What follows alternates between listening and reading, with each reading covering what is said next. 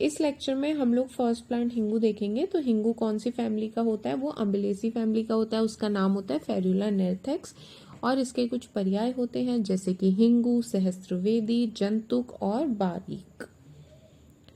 और इसके अलावा ना इसका स्वरूप कैसा होता है? इसका बड़ा पेड़ होता है जो कि बहुवर्ष आयु वाला होता है, माने बहुत साल जीने वाला इसका प्लांट होता है। ठीक है, बड़ा पेड़ होता है। और इसके पत्ते कोमल होते हैं, रोमश होते हैं और इसके फल आप ध्यान रख लीजिए लंबे और चौड़े होते हैं। इंपॉर्टेंट इसकी जो इस प्लांट का निर्यास होता है, लेटेक्स है, वो हींग कहलाता है। ठीक है, और अगर हम जाति की बात करें तो ये इसकी दो कैटेगरीज होती है। ठीक है, एक श्वेत होता है और कृष्ण, दो जातियां इसकी होती हैं। श्वेत वृक्ष का जो निर्यास है वो सुगंधित होता है।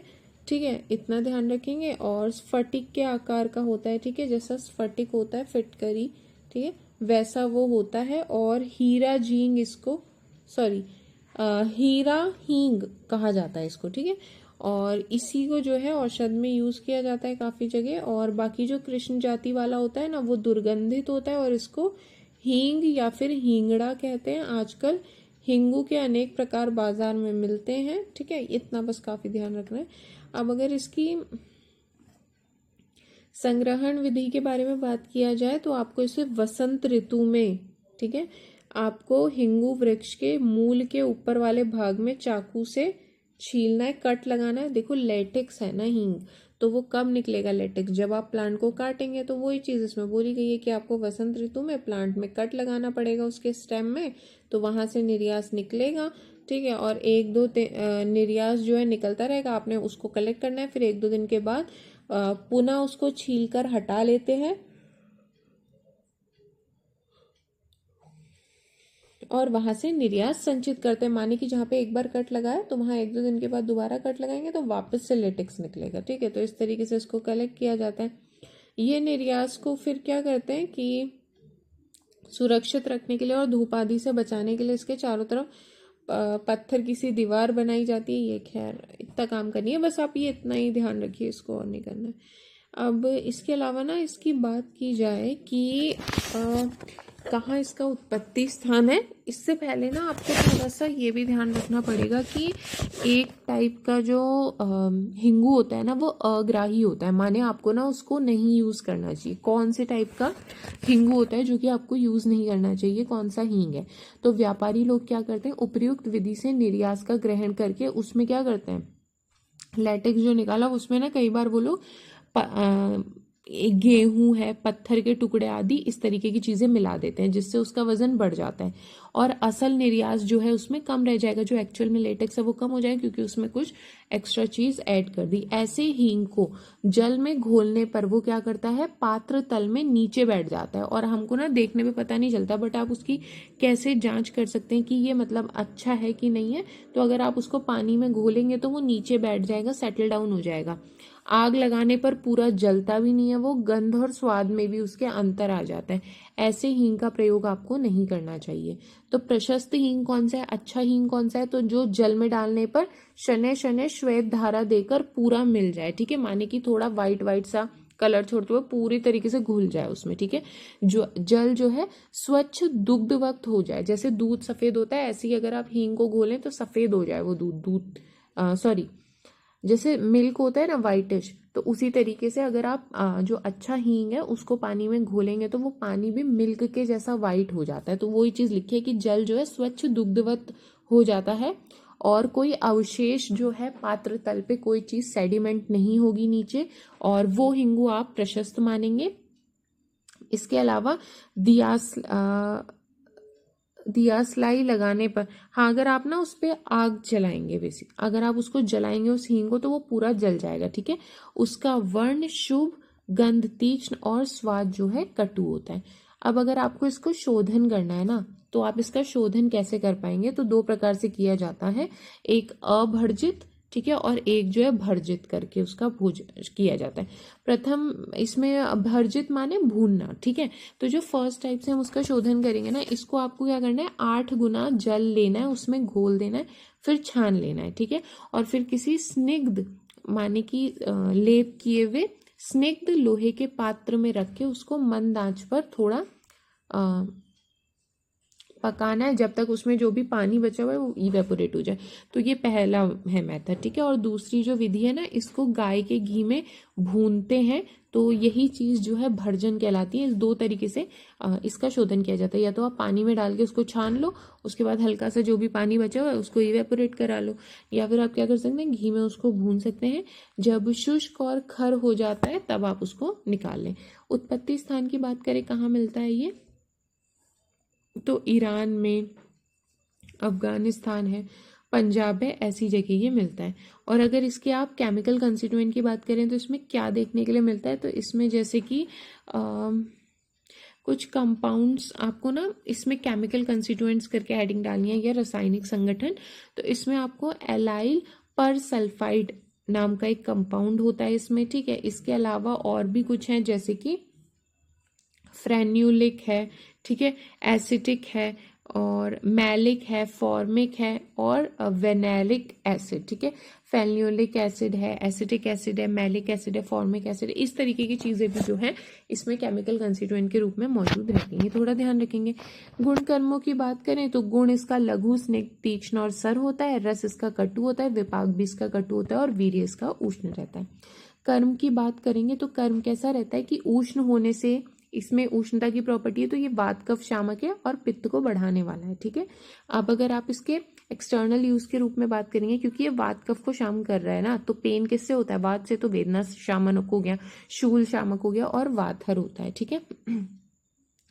सीएनएस पे कैसे काम करता है, सीएनएस पे क्या करता है कि उष्ण होने के कारण ये वेदना को कम करने वाला, संज्ञा स्थापन और आक्षेपक, यानी कि जो मिर्गी के दौरे आते हैं, कन्वर्जन झटके जैसे आते हैं, वो चीज में ये यूजफुल है। इसके अलावा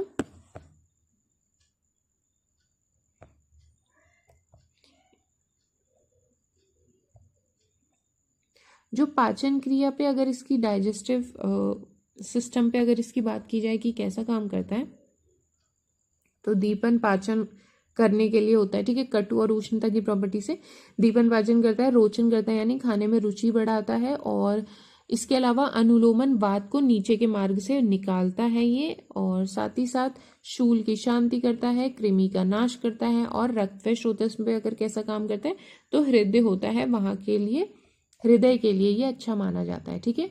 और रेस्पिरेटरी सिस्टम पे अगर इसकी बात की जाए ना, तो कफ को निकालने वाला होता है, ठीक है। और जितना भी कफ वातज डिजीजेज हैं वहाँ सब जगह यूजफुल है। अगर मूत्र इंद्रियों पे, सॉरी, मूत्र व स्रोतस पे बात की जाए इसकी कि यूरिनरी सिस्टम पे कैसे काम करता है, तो क्योंकि इसकी तीक्ष्णता की प्रॉपर्टी है, तो उसके कारण ये मूत्र का जनन करता है, यानी मूत्र प्रोडक्शन इंक्रीज करता है।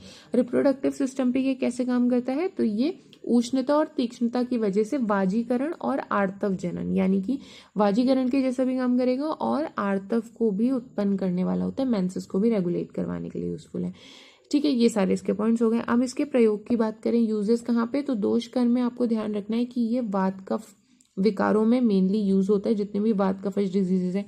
इसके अलावा अगर एक्सटर्नल यूज में बात करें तो ये मेनली ना उदर विकार, जो एब्डोमिनल डिजीज होती हैं, जैसे कि आत्मान एब्डोमिनल डिस्टेंशन, ठीक है, तो इसमें हींग का लेप यूज करते हैं, हींग की वर्ती आदि यूज की जाती है, ठीक है। अगर नाड़ी व संतान, सीएनएस पे अगर इसकी बात की जाए, तो क्योंकि ये वात का नाश कर रहा था, तो वापस से होश में लाने के यूजफुल है, जैसे कि संज्ञा स्थापन में बोला हुआ है, ठीक है। और काफी सारी डिजीजेस, जैसे कि पक्षाघात है, अर्दित है, मन्यस्तम है, ग्रधिसी, आक्षेपक, अपतंत्रक, ठीक है, वात विकार, ये सारी डिजीजेज में ये खास यूजफुल है। अब अगर आप पाचन संस्थान पे बात करें, तो ये क्या करता है, दीपन और अनुलोमन का काम था इसका, ठीक है। तो इसकी वजह से कोई भी, जैसे अग्निमांत का डिजीज हो गया, आधमान है, एब्डोमिनल डिस्टेंशन, गुल्म है, उदर रोग है, विबंध यानी कॉन्स्टिपेशन है, या कृमि हो गया, पेट में कीड़े हो गए, सभी जगह ये यूजफुल है, ठीक है। इसको आपने ऐसे ही ध्यान रखना है। इसके अलावा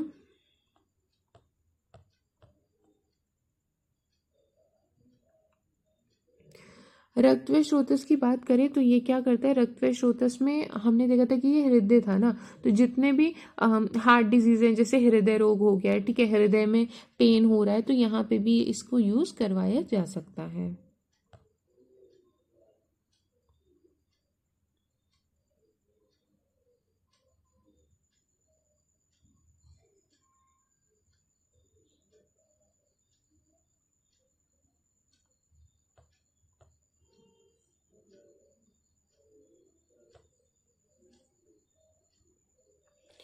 श्वसन संस्थान की अगर बात करें कि रेस्पिरेटरी सिस्टम पे कैसे काम करेगा ये, तो ये वात और कफ दोनों का नाश कर रहा था ना, तो उसके जितने भी डिजीजेज हैं वहाँ यूजफुल है ये। जैसे कि फुसफुस शोथ यानी लंग्स में कोई स्वेलिंग है, ठीक है, जीर्ण कास हो गया यानी किसी को लंबे समय से खांसी चल रही है वहाँ पे, श्वास रोग में कुक्कुर कास जिसको वूफिंग कफ कहते हैं वहाँ सब जगह ये यूजफुल है। ये सारे पॉइंट्स आपने ध्यान रखने हैं।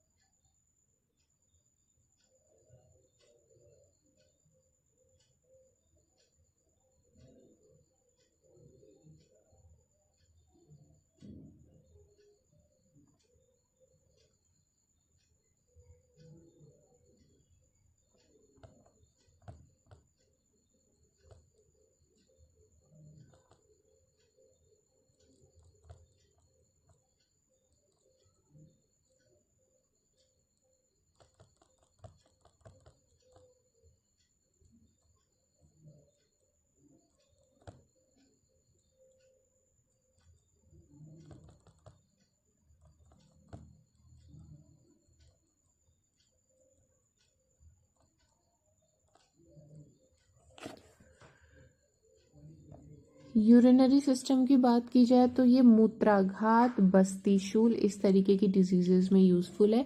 रिप्रोडक्टिव सिस्टम में बात की जाए तो जो इरेगुलर मेंसेस है वहाँ पे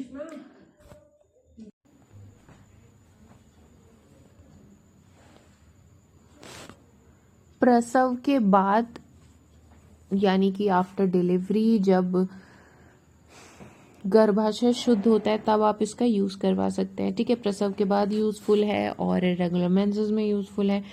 ये सारे इसके पॉइंट्स हो गए, ठीक है। अब अगर इसके प्रयोज्यांग की बात की जाए तो कौन सा हमें पता है कि हींग किससे बनता है, निर्यास से बनता है उस प्लांट के, तो निर्यास हो गया। मात्रा 1 से 4 रत्ती में यूज होता है। और क्या इसके योग मार्केट में मिलते हैं, तो हिंगवादी वटी, हिंगवाष्टक चूर्ण, हिंगू कपूर वटिका, रजा प्रवर्तिनी वटी, इस तरीके के योग इसके मिलते हैं, ठीक है। और बस इसको आपने एज इट इज ध्यान रखना है। और ना आप इसके श्लोक ध्यान रख सकते हैं भाव प्रकाश वाला कि ये शूल गुल्म उदर आनाह कृमिघ्नम ये सबको नाश करने वाली है, पित्त को बढ़ाने वाली है। स्त्री पुष्प जननम यानी कि आर्तव में यूजफुल है, बल देने वाली है, मूर्छा अपस्मार हतम परम अपस्मार आदि इस तरीके के और बेहोशी वाली चीजों को दूर करने वाली है, ठीक है। ये अच्छा ऊपर का भी था इसमें पॉइंट कि ये सहस्त्र वेदी इसका नाम है, जंतुक इसका नाम है, बाल्ही, हिंगू, रामठम, ठीक है। ये सब इसके नाम है। और ये कैसा होता है, हिंगू जो है उष्ण होता है, पाचन करवाने वाला होता है, रुचि होता है, रुचि बढ़ाने वाला, तीक्ष्ण होता है, वात को और बलास यानी कफ होता है, बलास का मतलब, ठीक है, इन दोनों को नाश करने वाला है। तो ये 2 लाइन का श्लोक है इसका भाव प्रकाश का, आप ध्यान रख सकते हैं। सर्पगंधा की अगर बात करें, ये अब हम लोग अब नेक्स्ट ड्रग पढ़ेंगे। हिंगू अपना कंप्लीट हो गया है, अब नेक्स्ट ड्रग हम सर्पगंधा देखेंगे। तो सर्पगंधा कौन सी फैमिली का है, वो है एपोसाइनेसी फैमिली का। इसका नाम होता है रॉवेल्फिया सर्पेंटिना, ठीक है। सर्पगंधा है इसका नाम क्योंकि सांप के समान ये गंध वाली होती है। धवल वटिप भी इसको कहते हैं, ठीक है। ये इसके कुछ पॉइंट्स ध्यान रखने हैं। और ना इसका कैसा होता है, इसका श्रब होता है, तो शुभ होता है इसका। और इसके अलावा अगर आप इसके पत्तों की बात करें तो इसके पत्ते डिब्बा आकृति के इसके पत्ते होते हैं। और इनका जो रंग है नीचे की ओर से हल्का हरा और ऊपर की ओर से डार्क ग्रीन कलर का इनका जो है पत्तों का रंग रहता है, ठीक है। पुष्प की अगर इसकी बात करें ना तो श्वेत, गुलाबी और नीला रक्त वर्ण का ऐसे ऐसे इसके फ्लावर्स होते हैं। फल की बात करें तो मटर के समान लाल या नीले रंग का जो है इसका फल होता है। और मूल की अगर इसकी जड़ों की बात की जाए तो वह अंगुली के समान मोटी होती हैं, धूसर वर्ण की। धूसर ना थोड़ा येलोइश टाइप का कलर होता है। और भीतर से अगर आप उसको तोड़ेंगे ना तो भीतर से उसमें चक्र जैसे चीज़ें बनी हुई देखने के लिए मिलेंगी। और ये प्लांट कहाँ पे आपको देखने के लिए मिलता है सर्पगंधा, तो ये बिहार में मिलता है अधिक, ठीक है। इसके अलावा वर्मा, लंका, इस तरीके के एरिया में मिलता है, बंगाल में भी और उत्तर प्रदेश में भी ये सर्पगंधा मिलता है। इसके रासायनिक संगठन की बात करें तो इसमें रासायनिक संगठन में मैं ना आपको एक सेकेंड, इसमें ना एक्चुअली दिया नहीं हुआ है रासायनिक संगठन सही से। मैं आपको बताती हूँ, एक मिनट।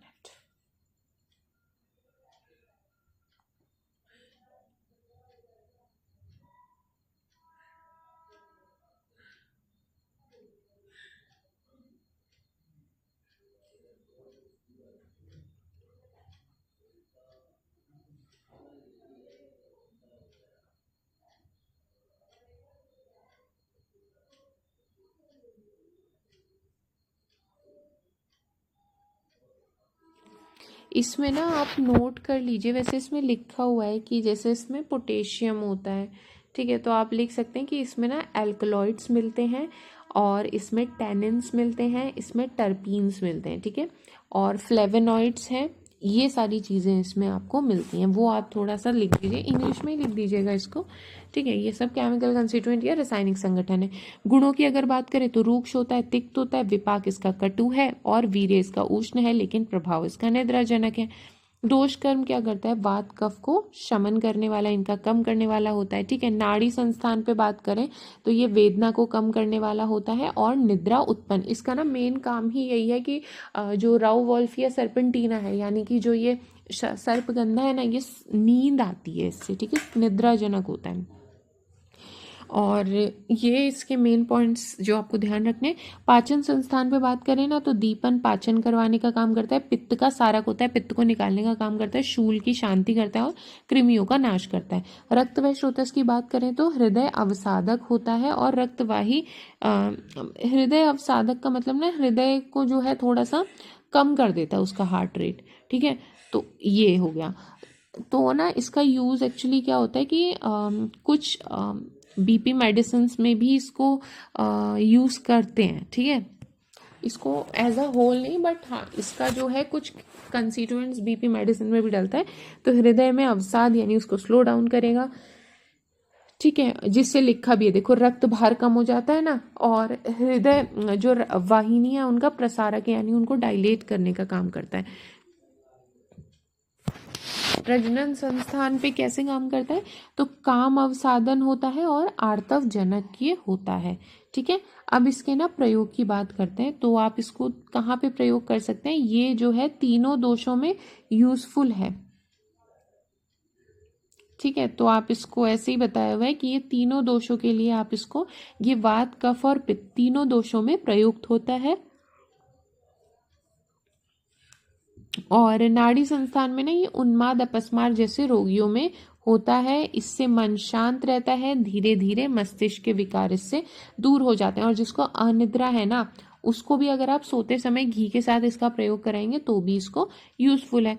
और इसके अलावा पाचन संस्थान की बात करें तो जैसे दीपन पाचन करा था ना ये वहाँ पे, तो इसमें अग्निमान में, उदरशूल में, कृमि रोग में ये खास यूजफुल है। रक्तवाही स्रोतस जिसमें मैंने आपको बताया कि हाई ब्लड प्रेशर में इसका खास रोल है, ठीक है। हृदय अवसादक है, हृदय गति कम करता है और वेसल्स को डायलेट करता है, तो ब्लड प्रेशर डिक्रीज करने में इसका रोल है। और इसके अलावा क्या रहता है, लेकिन क्या है ना कि आप इसको सिंपल अकेला नहीं करा सकते, बिकॉज ये क्या है कि दिमाग को शांत करता है ना, तो कहीं ना कहीं ये मतलब ऐसा देखा गया रिसर्चेस में कि इसको ना ये कहीं डिप्रेशन भी थोड़ा सा कॉज करवाता है पेशेंट्स में, डिप्रेशन, सुसाइडल थॉट्स टाइप की टेंडेंसी भी इसमें देखी जाती है रिसर्च में, तो इसीलिए इस ड्रग को एज इट इज़ यूज़ नहीं कराया जाता है, इसका फॉर्मुलेशंस यूज़ करते हैं, ठीक है, एज इट इज़ नहीं यूज़ कर सकते इसको। तो ये काम अवसादक होने के कारण क्या है, काम अतिशय की अवस्था, काम मतलब क्या होता है कि ये जो सेक्सुअल डिजायर्स है उसको इन्हांस करने के लिए है ना, तो जैसे काम अतिशय है किसी को, मतलब वहाँ पे काफ़ी ज़्यादा डिक्रीज्ड है, ठीक है, या फिर क्या है प्री मैच्योर इजैकुलेशन का केस है कहीं पे, तो यहाँ सभी जगह यूज़ कर सकते हैं। और जो इरेगुलर मेंसेस है वहाँ पे कष्टार्थम में तो यूज़ होता ही है। इसके प्रयोजन कौन सा पार्ट इसका यूज़ होता है, तो इसका ना मूल जड़ इसकी यूज़ होती है। मात्रा क्या है अलग अलग है कि आप इसको अगर ब्लड प्रेशर कम करने के लिए तो 2 से 5 रत्ती, निद्राजनक के रूप में दे रहे हैं तो 7 से 15 रत्ती, उन्माद के पेशेंट्स को दे रहे हैं तो उसके लिए आप अलग देंगे, ठीक है। 1.5 से 3 मात्रा में देंगे। और इसके क्या योग आपको मार्केट में मिलेंगे, सर्पगंधा आदि चूर्ण है, सर्पगंधा योग है, सर्पगंधा वटी है, ठीक है, ये सारे मिलते हैं। और इसके लिए ना भाव प्रकाश का जो श्लोक तो इसमें ना आप ये वाला ध्यान रख सकते हैं कि सर्पगंधा क्या होता है, ये तिक्त होता है, उष्ण होता है, रुक्ष होता है और कटु विपाकिनी है, दीपनी पाचनी रुच्या, शूल प्रश्मनी शरा, कफ वात हरा, निद्रा प्रदाह, ठीक है, निद्रा देने वाला है। और हृदय अवसादिनी, हृदय के अवसाद उत्पन्न करने वाला है।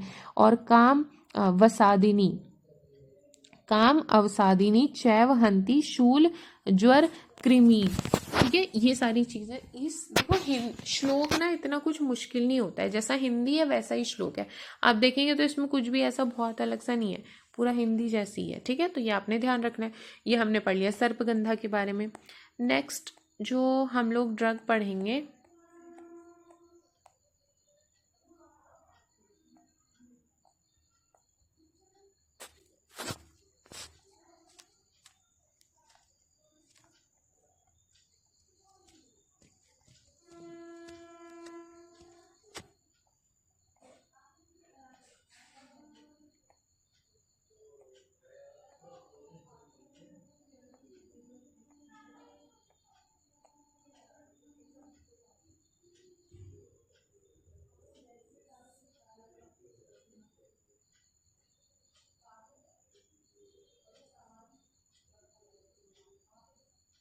अब हम लोग पढ़ेंगे निर्गुंडी के बारे में, ठीक है। निर्गुंडी हम लोग नेक्स्ट प्लांट पढ़ेंगे। ये कौन सी फैमिली का है, ये है वर्बिनेसी फैमिली का। इसका नाम क्या होता है, वाइटेक्स न्यूगुंडो। और इसके कुछ पर्याय होते हैं, निर्गुंडी है, ठीक है, और समहालू इसको कहते हैं, ठीक है, ये सब इसके कुछ पर्याय होते हैं। और स्वरूप की बात की जाए तो ये क्या होता है, गुल्म जाति वनस्पति है, मतलब छोटा सा प्लांट होता है इसका, ठीक है। और इसके अलावा इसके पत्ते जो हैं अरहर के समान कभी खंडित कभी अखंडित होते हैं, ठीक है। और ये इतना खास नहीं है, इसको ना आप ऐसे ध्यान रखें कि इसके जो पत्ते होते हैं वो एक वृंत पे, मतलब एक ही साथ बंचेस के रूप में निकलते हैं, तो एक साथ 3 या एक साथ 5 इस तरीके से जो है इसके पत्ते बंचेस के रूप में निकलते हैं। और इसके जो पत्ते होते हैं ना, निर्गुंडी के पत्तों को मसलने से एक स्पेशल तरीके की स्मेल आती है। इसके फूल कैसे होते हैं, छोटे गुच्छेदार नीले वर्ण के होते हैं। फल इसका गोलाकार होता है, ठीक है, गोल होता है, पकने पर कृष्ण वर्ण का वो हो जाता है, ठीक है। और जाति की अगर इसकी बात करें ना तो ये 2 कैटेगरीज इसकी होती हैं, एक होती है नील पुष्पी, एक होती है श्वेत पुष्पी, ठीक है, 2 कैटेगरीज का ये प्लांट है। ये समस्त भारत में पाया जाता है। और अगर इसके रासायनिक संगठनों की बात की जाए तो